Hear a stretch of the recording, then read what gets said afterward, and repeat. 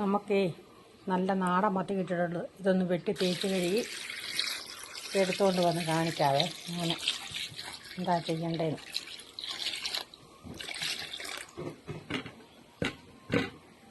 വെട്ടി തേച്ച് കൊണ്ട് വന്നിട്ട് കാണാവേ.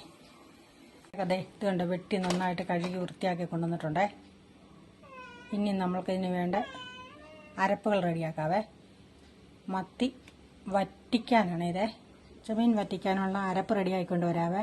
ഞാനതിന് ഒരു മുറി തേങ്ങ ചിരവിതെടുത്തിട്ടുണ്ട്. ആവശ്യത്തിന് മഞ്ഞൾപ്പൊടി, ഒരു 5-6 ചുവന്നുള്ളി, ഒരു 2-3 കഷ്ണം വെളുത്തുള്ളി, ഒരു കുറച്ചുലുവ.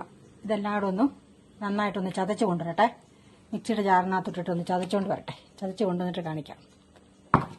പച്ചമത്തി പറ്റിക്കാനുള്ള അരപ്പ് റെഡിയാക്കണമെങ്കിൽ നമുക്ക് മത്തിയിലോട്ട് ഇതിട്ട് കൊടുക്കാം.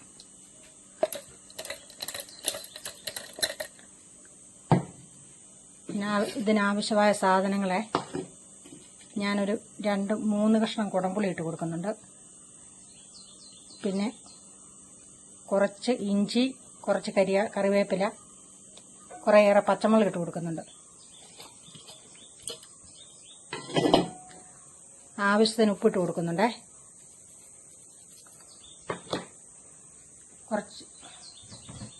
കുറച്ച് വെള്ളം കൂടി ഒഴിച്ച് കൊടുക്കാം.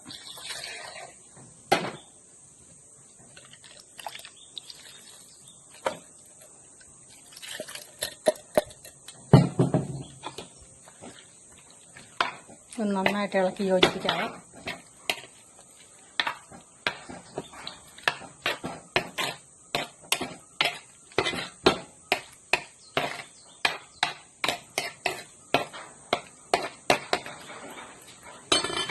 കുറച്ച് വെള്ളം ഒഴിച്ച് കൊടുക്കാവേ.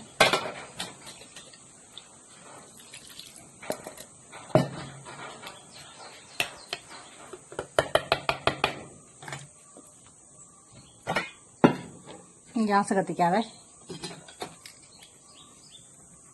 ഗ്യാസ് കത്തിച്ച് ചട്ടി അടുപ്പിട്ട് വെക്കാം. നന്നായിട്ടൊന്ന് വെന്ത് പറ്റട്ടെ. കുറച്ച് കാശ്മീരി പൊടി ഇട്ട് കൊടുക്കുന്നുണ്ടേ. മുളക് പൊടി, കാശ്മീരി ചില്ലി. ഇത് നന്നായിട്ടൊന്ന് ഇളക്കട്ടെ.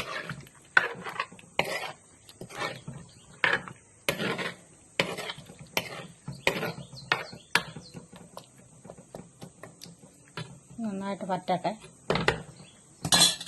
നമ്മുടെ മത്തി കണ്ടോ, പച്ച മത്തി വറ്റിച്ച് റെഡി ആയിട്ടുണ്ട്.